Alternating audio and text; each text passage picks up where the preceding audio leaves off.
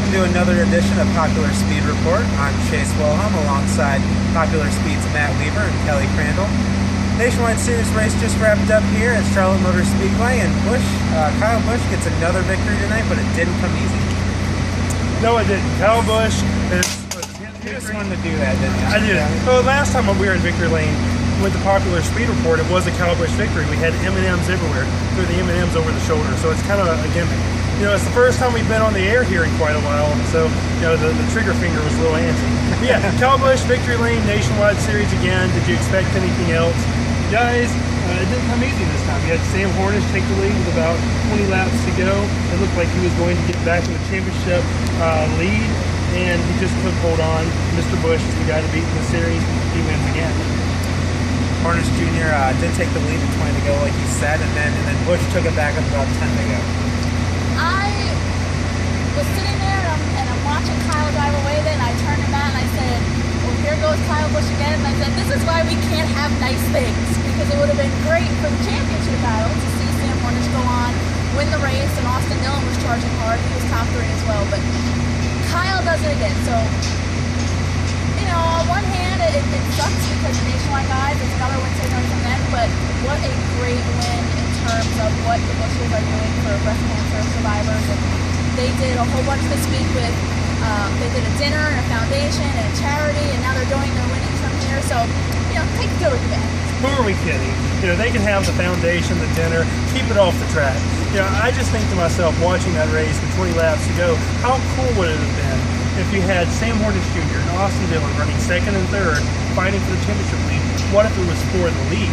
You have your 2 leaders in the championship standings running for the top spot. That's the way racing should be. The top guys in the standings running for the top spot on the track, and instead we have the tough guy coming in, taking the top spot, winning the race, and then your championship guys are kind of left as the back burner story. We're talking about, you know, a great cause here, the Breast Foundation Awareness Month, Breast Cancer Foundation Awareness Month, and there's still a Cup driver in Victory Lane. That's just unfortunate to a degree because, you know, we have this great championship battle. The 2 drivers are separated by 8 points, and that's not the main story. It's certainly, you know, story number 2, maybe even story number 3. That's unfortunate. And you had a couple good points there. Kyle Busch donating all $73,940 of his winnings. So that's pretty special with the Breast Cancer Foundation. And also a great championship points battle going on between Austin Dillon and Sam Hornish Jr. Dillon is up by 8 points over Hornish Jr. So we'll see how that goes going to the next race. Let's talk about Sprint Cup Series now. Let's talk about previewing that race tomorrow. You have Jeff Gordon on the pole, and Kevin Harvick's going to be starting alongside him. What are your thoughts for tomorrow? Well, first, qualifying. That was the talk of the town before the modified race yesterday, one of the top qualifying sessions of the year. And you've got the front row of Jeff Gordon and Kevin Harvick, 2 guys with the most momentum right now. You had the 20 car and the 48 car start the season off with all the wins, the most momentum. And now you have, you know, Jeff Gordon and Kevin Harvick. Harvick won at Kansas. Gordon, you know, finished 3rd last week. And these are the guys who need to capitalize most on this race. You know, the top 2 in the standings are kind of broken away. Kyle Busch fell off from that mark with a disastrous crash, a disastrous week at Kansas. And so you expect maybe that Matt and Jimmy are going to have a similar deal like Kyle did, and maybe that, you know, it could be this week, it could be at Talladega or Martinsville, but certainly some bad things could befall the leaders. And if it does, Kevin and Jeff need to capitalize, and it could start this weekend in Charlotte. Now let's talk about the final practice. I am not one to look at just the sheet with the speeds. I want the best 10 lap averages. And you had Jimmy Johnson. He was fast. He was one of the fastest in the 10 lap averages, and so was Kyle Busch and Jeff Gordon. Those are the top ones that are in contention for the championship right now. So what are your thoughts, Kelly? Who do you think is going to be fast? The typical. Jeff Gordon has the momentum and he has a fast race car. You know, he gets put in the chase, let's be honest, he's put in the chase, and he's taking full advantage of it.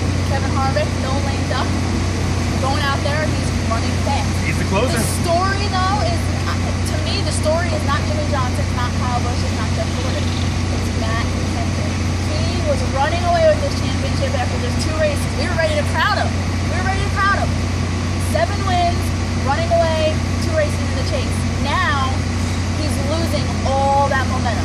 He struggled at Dover with a 7th place finish, and in Kansas, he had mistakes on pit road. He wasn't as fast.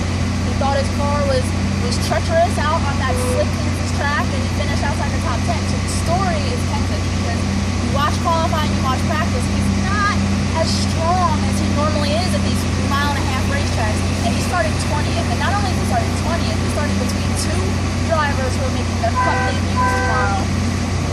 He's got to come from the middle of the field while all his contenders are up front. I've got a counter argument to that. You know, it's somewhat interesting to me that when we talk about Jimmy Johnson and Matt Kenseth having a bad day, with Kenseth, he had the issue on pit road. He had the tire maybe going down before the car, she kind of saved him. He still rebounded to finish 11th. So on a day where everything went wrong, his team was so good, still finished 11th. Jimmy Johnson, you know, Kevin Harvick talked about the golden horseshoe up his ass. He certainly does. He blows the motor with 2 laps to go. Loses 1 spot from 5th to 6th. So on their worst days, they're still finishing near the top 10 and the top 5. And, you know, what can you do with that? But is that their worst days? I want to see how tomorrow goes, because tomorrow will be halfway in the chase. And this is a racetrack that Matt Kenseth is great on. Not just in the past, but how he's run this year at mile-and-a-half track. If he leaves here tomorrow and he struggles, this could be a long second half of the chase for him. The momentum might be completely gone, and he might not be a favorite. If he comes out of here with a strong top 5 or a strong top 10, then we can put the story back on, you got to beat Matt Kenseth. In Talladega. That's always You know what? The drinking game, right? And the drinking game could have been not, you know, chase or lead laps or survive. The drinking game could have been Talladega's still out there, because we must have heard that 1,000 times from all 13 chase drivers the last couple of weeks. So I've said this from the beginning of the chase, I'm going to keep saying it. It's Matt Kenseth's championship to lose. And I think right now he is losing that championship right now with the way things are going. If he can overcome some things tomorrow and get to the front, possibly contend for a win, then maybe, like you said, Kelly, it'll be a different story. But we will all see tomorrow. Now I want to get to picks. This is the interesting part of this little report that we have here, are the picks. And we'll start with Matt. You know, I've been known to play an occasional NASCAR fantasy game, and our picks are due in by Tuesday. And so far, I'm 1 for 2. I've said Kyle Busch is going to sweep the weekend. He won the nationwide race today. 1 more left for him to win this weekend. I say he gets it done tomorrow night on a Saturday on ABC, Charlotte. first ever chase win for Kyle Busch? Absolutely. Have to do it. Okay. I had to lock my pick in by Thursday night, and as much as I still don't believe he's going to win the championship, he's fast in qualifying, he's fast in practice. That 24 car is taking advantage of everything that's been put in front of him. But I will say this, the dark horse might be that 78, because he looks awfully fast. I'm going to lock my pick in right now. I'm not going to wait till Tuesday or Thursday like these two. I'm going to say the 48, Jimmy Johnson, gets it done here at his house. He is going to win tomorrow night and make that championship chase even closer with Matt Kenseth. So if you guys don't have anything else, no? We're all good? We're good. This has been Popular Speed Report for Matt Weaver and Kelly Crandall. I'm Chase Wilhelm. We'll see you tomorrow night to wrap up the Sprint Cup Series race at Charlotte Motor Speedway.